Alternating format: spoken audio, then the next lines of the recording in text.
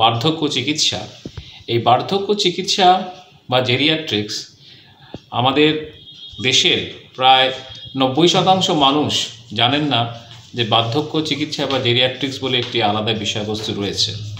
কিন্তু আমাদের অত্যন্ত গর্বের বিষয় যে আমাদের দেশেই কিন্তু এই বার্ধক্য বিষয়ের উপরে আলোকপাত করা হয়েছে আজ থেকে 5000 বছর আগে আয়ুর্বেদে, জরা এবং রসায়নে। সেদিক থেকে কিন্তু আমরা বলতে পারি যে ভারতবর্ষই কিন্তু প্রথম আলোকপাত করেছে প্রবীণদের স্বাস্থ্য, প্রবীণদের চিকিৎসা নিয়ে। কিন্তু পরিতাপের বিষয় আমাদের এখানে এদেশে সেভাবে কিন্তু পরবর্তীকালে সেটা খুব জনপ্রিয়তা লাভ করেনি বা সেই জিনিসটি প্রচলিত হয়নি। কিন্তু বিগত 2 দশক ধরে আমাদের আবার এই বার্ধক্যের বিষয়টি কিন্তু আমরা আবার এসছে এবং আমাদের বিভিন্ন জায়গায় বিভিন্ন ক্ষেত্রে আলোকপাত হচ্ছে এবং এই তারই একটি অন্যতম হচ্ছে এই যে আমরা আপনাদের সামনে এসেছি। বার্ধক্য চিকিৎসাটা একটা আলাদা কেন? অনেকেই প্রশ্ন করেন যে বার্ধক্য চিকিৎসা কেন আলাদা? কারণ বার্ধক্য তো বয়স্ক অর্থাৎ পূর্ণবয়স্কদের চিকিৎসার মধ্যেই পড়ে। অবশ্যই সঠিক কথা, কিন্তু পূর্ণবয়স্কদের মধ্যে পড়লেও কিছু কিছু জিনিস আলাদা বিশেষত্ব রয়েছে বলেই বার্ধক্যদের বা প্রবীণদের চিকিৎসা আলাদা। প্রথমত হচ্ছে প্রবীণ মানুষেরা একাধিক রোগে ভোগেন, একটি রোগ নয় একাধিক রোগে। যেমন একজন প্রবীণ মানুষ ডায়াবেটিস, প্রেশারের উচ্চ রক্তচাপ, থাইরয়েডের সমস্যা, নিউরোলজিক্যাল সমস্যা, হার্টের সমস্যা, হাঁটা চলার সমস্যা, অনেক বহুবিধ রোগে ভোগেন। ফলে প্রবীণদের চিকিৎসা এই বহুবিধ রোগের মধ্যে যদি সমন্বয় না থাকে, অর্থাৎ আমরা যারা চিকিৎসক তারা যদি সেই সমন্বয় চিকিৎসা না করতে পারি তাহলে কিন্তু প্রবীণদের চিকিৎসাটা অসম্পূর্ণ। ফলে সেদিক থেকে কিন্তু প্রবীণদের চিকিৎসা একটা আলাদা বিশেষত্ব দিক। 2 নম্বর হয়েছে প্রবীণদের চিকিৎসাটা এরকম নয় যে একবার চেম্বারে গিয়ে দেখিয়ে এলাম ব্যাস তারপরে শেষ। যেহেতু অনেকগুলি কোমরবিডিটিস বা রয়েছে, অনেকগুলি দীর্ঘস্থায়ী রোগ রয়েছে, তাই তাদের প্যারামিটারগুলো সবসময় কীরকম থাকছে, ভালো থাকছে না মন্দ থাকছে, ফলে রেগুলার ফলো আপটা খুব জরুরি। অর্থাৎ একবার চেম্বার ভিজিটেই কিন্তু প্রবীণদের চিকিৎসা শেষ হয়ে যায় না। বছরের বিভিন্ন সময়ে একটা নির্দিষ্ট ইন্টারভালে প্রবীণদের চিকিৎসা কিন্তু আমাদের করে যেতে হয়, সে প্যারামিটার ভালো থাকলেও। 2 নম্বর হচ্ছে যে প্রবীণদের চিকিৎসা অনেকগুলো যেহেতু রোগ এবং তার অনেক রকমের ওষুধ খেতে হয়, ফলে ওষুধের মধ্যে কিন্তু পার্শ্ব প্রতিক্রিয়া, পারস্পরিক বিক্রিয়া হওয়ার সম্ভাবনা বেশি। ফলে সেগুলোর দিকে খেয়াল রাখা কিন্তু ভীষণভাবে জরুরি প্রবীণদের চিকিৎসার ক্ষেত্রে।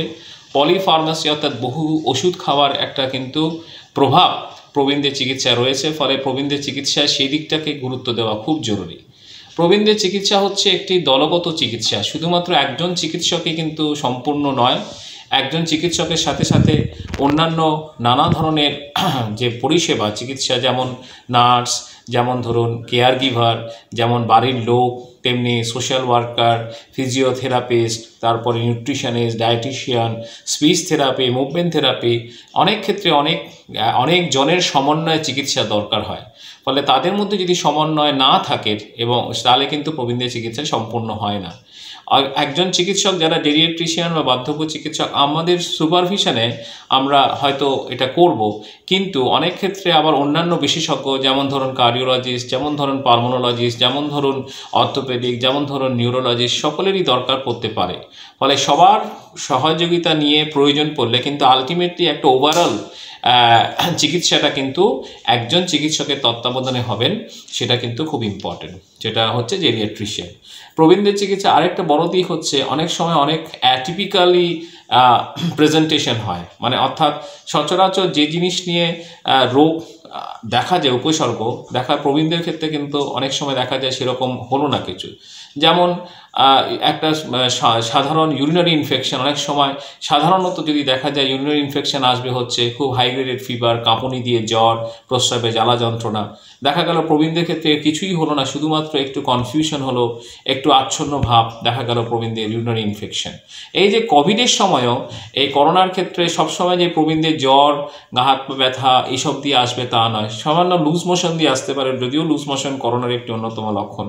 আবার শুধুমাত্র কিছুই নয়, ওই কনফিউজড হয়ে যাচ্ছে, আচ্ছন্ন থাকছে, ভুল বকছেন, তাও কিন্তু করোনার উপসর্গ হিসেবে দেখা দিতে পারে। ফলে এই জিনিসগুলোকে কিন্তু মাথায় রাখা খুব জরুরি। রিহ্যাবিলিটেশন প্রবীণদের চিকিৎসা একটা অন্যতম গুরুত্বপূর্ণ দিক, অর্থাৎ পুনর্বাসন। বিশেষ করে ধরো নিউরোলজিক্যাল কেসে যদি কোনো কিছু কারণে হাড় ভেঙে যায়, বিশেষ করে যেমন ফ্র্যাকচার ফিমার খুব কমন, তারপরে ফিজিওথেরাপি রিহ্যাবিলিটেশন, নিউরোলজিক্যাল রিহ্যাবিলিটেশন, এগুলো কিন্তু অত্যন্ত ইম্পর্টেন্ট। ফলে সেদিকেও মাথায় রাখা দরকার। আর প্রবীণদের চিকিৎসায় আমাদের আরও একটা খেয়াল রাখতে হবে আর্থসামাজিক দিক। শুধুমাত্র চিকিৎসা করলেই হয় না, সেই চিকিৎসাটা তারা নিতে পারবেন কিনা, তাদের সেই সামর্থ্য রয়েছে কিনা, আর তার বাড়িতে কীরকম রয়েছে, তার বাড়ির স্ট্রাকচার সব কিছু জেনে প্রবীণদের চিকিৎসা কিন্তু করতে হয়। ফলে প্রবীণদের চিকিৎসায় যে সমস্ত চিকিৎসক রত থাকেন, তারা শুধুমাত্র ওই স্টেতো বসিয়ে প্রেশার দেখে চেস্ট দেখেই তার চিকিৎসা শেষ হয় না, তাকে অনেক সময় দিতে হয়, কথা বলতে হয়। এবং প্রবীণদের চিকিৎসা একটা অন্যতম বড় বিষয় হচ্ছে যে সাইকোসোম্যাটিক ডিসঅর্ডার, অর্থাৎ যে রোগগুলো অনেক সময় হয় যে মানসিক কারণ থেকে শারীরিক কারণ, ঘুম হচ্ছে না তার থেকে শারীরিক অসুবিধা, তার থেকে প্রেশারের ফ্লাকচুয়েশন, সুগারের ফ্লাকচুয়েশন, খুব অ্যাংজাইটিতে ভুগছেন, তার থেকে আবার উল্টো দিকে শারীরিক সমস্যা মানসিক সমস্যার কারণ, ঘুম হচ্ছে না সেখান থেকে মানসিক অস্থিরতা, সেখান থেকে মানসিক অবসাদ, একাকিত্ব থেকে মানসিক অবসাদ, ডিপ্রেশন। ফলে এটা খুব ইম্পর্টেন্ট। এবং প্রবীণদের চিকিৎসায় সবচেয়ে বড় দিক হচ্ছে যে সকলের কোলাবোরেশন এবং বাড়ির লোককেও ইনভলভ হতে হবে, এনগেজ হতে হবে চিকিৎসায়। ফলে এই সমস্ত কারণে বিশেষ করে প্রবীণদের চিকিৎসা যেহেতু একটা রেগুলার ফলো আপের দরকার, তাই প্রবীণদের চিকিৎসাটা কিন্তু একটা আলাদা বিভাগ। পশ্চিমী দেশে এটা কিন্তু অত্যন্ত গুরুত্বপূর্ণ এবং সেখানে কিন্তু আলাদা ফিল্ড রয়েছে, আলাদা ডিপার্টমেন্ট রয়েছে। আমাদের দেশেও আস্তে আস্তে জনপ্রিয়তা লাভ করছে। এবং প্রবীণদের চিকিৎসা অন্যতম বড় দিক হচ্ছে হোম বেসড কেয়ার, অর্থাৎ গৃহভিত্তিক চিকিৎসা। কারণ বেশিরভাগ প্রবীণরাই শারীরিকভাবে জড়তার কারণে অক্ষম কোথাও গিয়ে দেখানো, ফলে সেক্ষেত্রে রেগুলার ফলো আপ হয় না। তাই সেক্ষেত্রে বাড়িতে গিয়ে যদি চিকিৎসকেরা টিম যদি চিকিৎসা করেন সেটা যেমন একটা সুবিধা।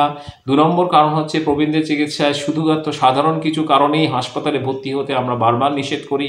কারণ সাধারণ কিছু কারণে সর্দি কাশি হলো, কি একটুখানি সিওপিডি যার রয়েছে তার একটুখানি অ্যাকিউট এক্সাজারবেশন হলো, কিন্তু কি 2-1 বার পাতলা পায়খানা করলো, তার জন্য হসপিটালে ভর্তি করে দিলাম, এটা কিন্তু প্রবীণদের চিকিৎসা হতে পারে না। কারণ সেক্ষেত্রে হসপিটাল ইনডিউসড ইনফেকশন সেটা কিন্তু প্রবীণদের খুব চট করে এফেক্টেড করে। ফলে সেখান থেকে কিন্তু মারাত্মক পরিস্থিতি সৃষ্টি হতে পারে। তাই হোম বেসড কেয়ারের খুব গুরুত্বপূর্ণ ভূমিকা রয়েছে। আমাদের সংস্থা বাঁচবো এরকম হোম বেসড কেয়ার পূর্ব ভারতে দিশারি 2007 সাল থেকে দিয়ে আসছে। এবং আমি এই সংক্ষিপ্ত সময়ের মধ্যে চেষ্টা করলাম প্রবীণদের চিকিৎসার বিষয়টিকে তুলে ধরার। আপনাদের আশা করি বুঝতে অসুবিধা হবে না। যদি কোনো প্রশ্ন থাকে তাহলে আপনারা জানাতে পারেন। স্নেহাশিস বাবু বিশেষ করে এই সময়updates.in তিনি যে এটা আলাদা করে উদ্যোগ নিয়েছেন প্রবীণদের জন্য, তার জন্য আমার তরফ থেকে, আমার সংগঠন বাঁচবোর তরফ থেকে অনেক অনেক ধন্যবাদ তাকে। আপনারা ভালো থাকবেন, সুস্থ থাকবেন, সকলে প্রণাম নেবেন, সকলের পাশে থাকবেন। শুধু একা বাঁচা নয়, সকলকে নিয়ে বাঁচতে হবে। তাই আপনারাও আপনাদের পরিচিত প্রবীণদের পাশে থেকে তাদেরকে ভালো রাখার চেষ্টা করবেন। সকলের সুস্থতা কামনা করে আপনাদের আজকের এই ভিডিওটি শেষ করছি। সময়updates.in, সময়ে অসময়ে সবসময়। ধন্যবাদ।